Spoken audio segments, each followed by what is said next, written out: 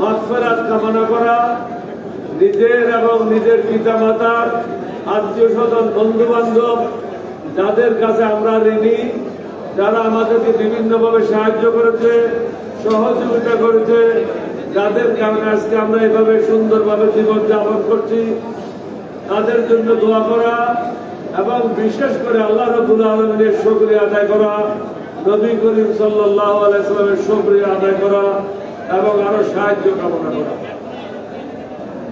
দৈনিক 5 ওয়াক্ত নামাজ, তখন আপনি নিজেই আল্লাহকে তালাশ করেন। 5 ওয়াক্ত নামাজ হল আল্লাহকে তালাশ করার সময়। আল্লাহর সাথে কথা বলার জন্য আপনি আকুতি করেন, কিন্তু আল্লাহ রাব্বুল আলামিন সর্বশেষ আসমানে আসে আগামীর সময় আপনাকে নাম ধরে ডাকে, আপনি কোথায় আছেন? কিন্তু আমরা মুসলমানেরা অনেকে আল্লাহ ডাকে তখন সাড়া দিই না। আর আপনি যখন ডাকেন 5 বার আল্লাহকে, আপনি কেন মনে করছেন আল্লাহ আপনাকে সাড়া দেবেন? আল্লাহ যখন আপনাকে ডাকছেন নিজেই, আপনি তো সাড়া দিচ্ছেন না। এটা সাড়া দিতে হবে। ইফতারের জন্য আপনার, সেহরের জন্য তো আপনাকে উঠতে হবে। 20 মিনিট আগে উঠেন, উঠে তাহাজ্জুদের নামাজ আদায় করেন। তাহাজ্জুদের নামাজ আদায় করে আল্লাহর কাছে আমি যাদের কথা বললাম সব জিনিসের জন্য ফরিয়াদ করেন। আপনার মনের আশা পূরণের জন্য ফরিয়াদ করেন। দেশের জন্য দোয়া করেন। দেশের অবস্থা আমরা যেভাবে ভালো মনে করছি এইভাবে কিন্তু ভালো না। কারণ হাসিনা পালানোর আগে গত 16 বছরে সে পরিকল্পিতভাবে এই দেশকে পঙ্গু করে দিয়েছে। অর্থনৈতিকভাবে বলেন, সামাজিকভাবে বলেন, আইন বিচারের ক্ষেত্রে বলেন, শিক্ষা ক্ষেত্রে বলেন, স্বাস্থ্য ক্ষেত্রে বলেন, সমগ্র দেশকে তিনি পঙ্গু করে দিয়েছেন।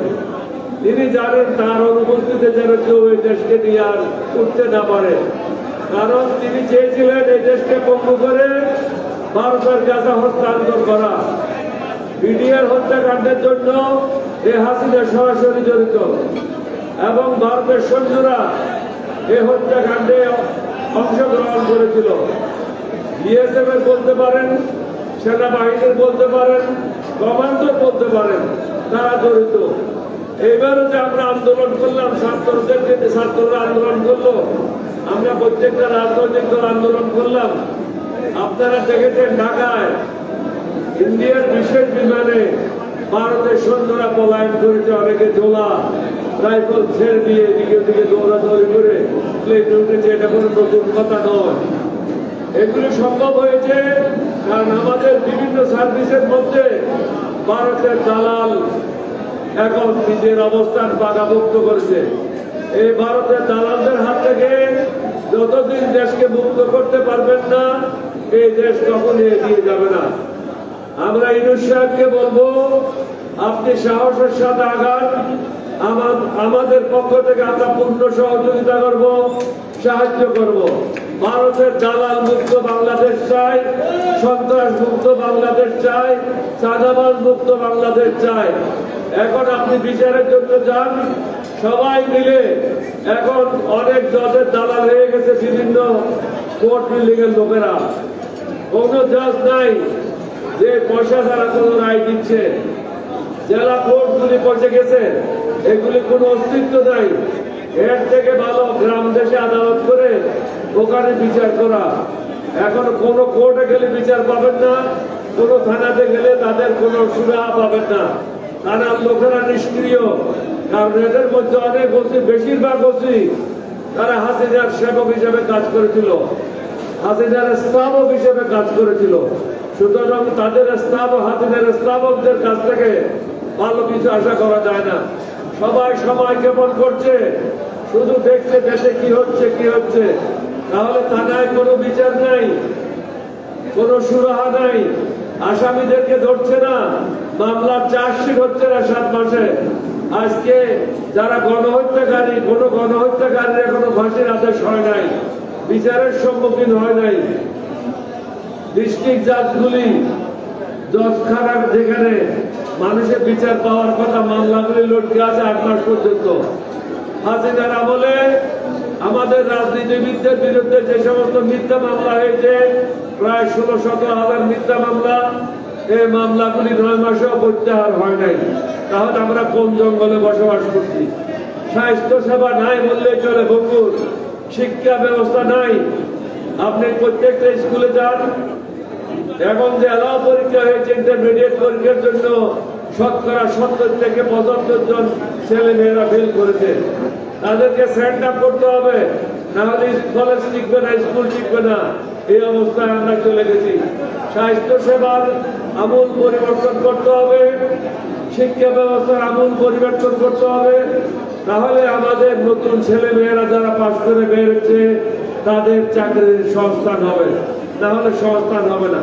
আপনি রাস্তায় বেরোতে পারেন না, যেদিকে কার চলার কথা সেখানে রিক্সা চলছে, যেখানে রিক্সা চলার কথা সেখানে অন্য গাড়ি চলছে। সর্বভাবে থাকবে রিক্সা, অটো রিক্সা, তারপর থাকবে ট্রাক এবং কভার্ড ভ্যান, তারপর ওদের সাথে থাকবে বাস, সর্বশেষ ডান দিকে লেনে থাকবে কার অথবা জিপ। কিন্তু রাস্তায় কোনো ডিসিপ্লিন নাই।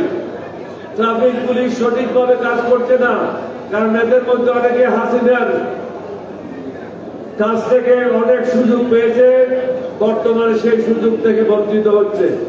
আমার কথা হচ্ছে ওয়ান্স ফর অল, একবারের জন্য যাদেরকে বের করার বের করে দেন, যাদেরকে রাখার তাদেরকে বলে দেন এখন থেকে আর কাউকেও বাইর করা হবে না। তাহলে মানুষের মধ্যে একটা স্বস্তি আসবে। ব্যবসায়ীদের সাথে আলাদা আলাদা বসেন, যে তোমাদের কাছে যে টাকা আছে টাকা বাইর করো, বাইর করে এটা মানুষের জন্য উৎপাদনমুখী কর্মকাণ্ডে লিপ্ত হও, তাহলে নতুন চাকরি হবে।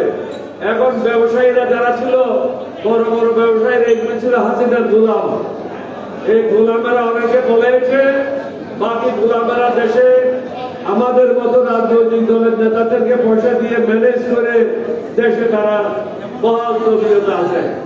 রাজনীতিবিদেরা কোরবানি গরুর মতো বিক্রি হয়েছে ব্যবসায়ীদের কাছে। না হলে বড় বড় ব্যবসায়ীরা যারা দেশের ধন সম্পদ লুণ্ঠন করেছে, যারা জনগণের সম্পদ লুণ্ঠন করেছে, যারা অন্যায় করেছে, হাসিনাকে সাহায্য করেছে, ছাত্রদের হত্যা করার জন্য সাহায্য করেছে, এই ব্যবসায়ীগুলিদের বিরুদ্ধে এখনো কেন বিচার ব্যবস্থা শুরু হয় নাই? কাকেও কেন অ্যারেস্ট করা হচ্ছে না? বিভিন্ন যেগুলি মামলা করা হয়েছে, যেগুলি আওয়ামী লীগের নেতারা অন্যায় অত্যাচার করেছে আমাদের লোকের উপরে, তাদের বিরুদ্ধে যে মামলা হয়েছে,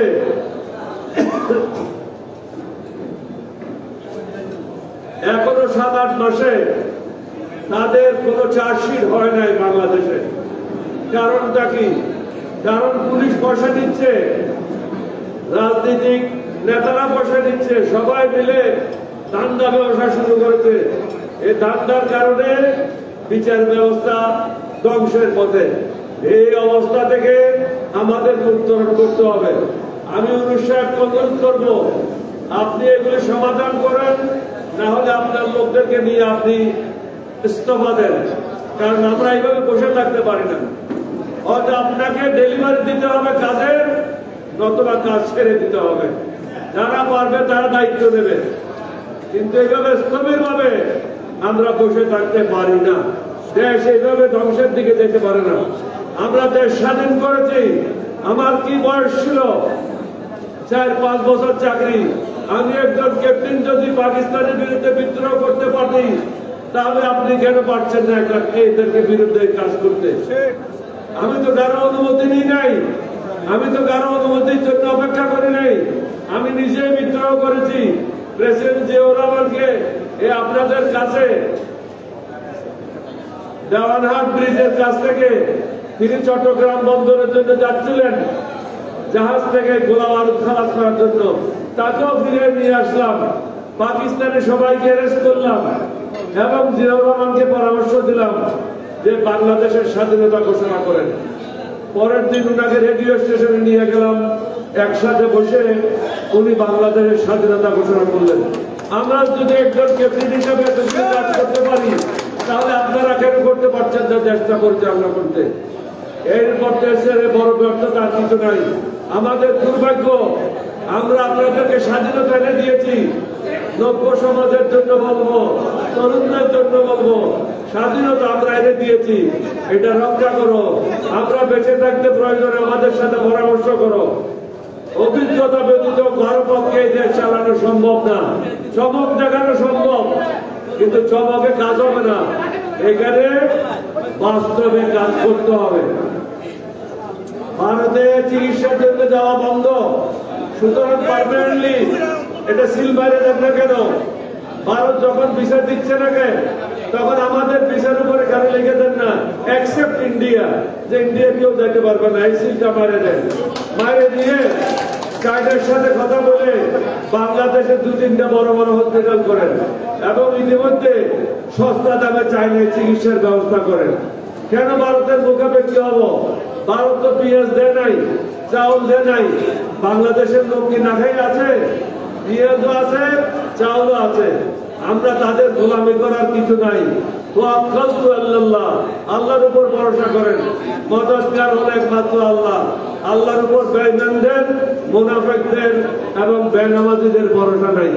যারা নামাজি, যারা ইমানদার, তারা আল্লাহর উপর ভরসা করে, আল্লাহ তাদেরকে সাহায্য করে। আমি অনুরোধ করব, আপনারা সবাই মিলে দেশের জন্য দোয়া করেন এবং সরকারকে বলবো ইমানে বলিয়ান হয়ে এগিয়ে যান। আমরা আপনাদের সর্বতভাবে সাহায্য করার জন্য চেষ্টা করব এবং সবসময় করব। সবশেষে বলবো, আমাদের উত্তর দক্ষিণ মহানগর আছে, আপনারা আপনাদের কমিটি নিয়ে আরো কাজ করতে হবে। এইভাবে বসে থাকলে হবে না। রাজনীতি স্থিতিশীল না, রাজনীতি হলো গতিশীল। সুতরাং রাজনীতিকে সমৃদ্ধ করার জন্য, সদস্য পদ বৃদ্ধি করার জন্য আপনাদেরকে প্রতিনিয়ত কাজ করে দলকে শক্তিশালী করতে হবে। আপনাদের সবাইকে ধন্যবাদ জানাচ্ছি এবং আমাদের যে সমস্ত ভাইরা বিগত দিনে মৃত্যুবরণ করেছে, আজকে আমাদের সাথে নাই, তাদের জন্য আমরা দোয়া করব। সবাইকে আমি অনুরোধ করবো, আউযুবিল্লাহি মিনাশ শাইতানির রাজিম পড়েন, বিসমিল্লাহির রহমানির রহিম পড়েন, আলহামদুলিল্লাহ শরীফ পড়েন, বিসমিল্লাহ সহ কুল আল্লাহ শরীফ তিনবার পড়েন।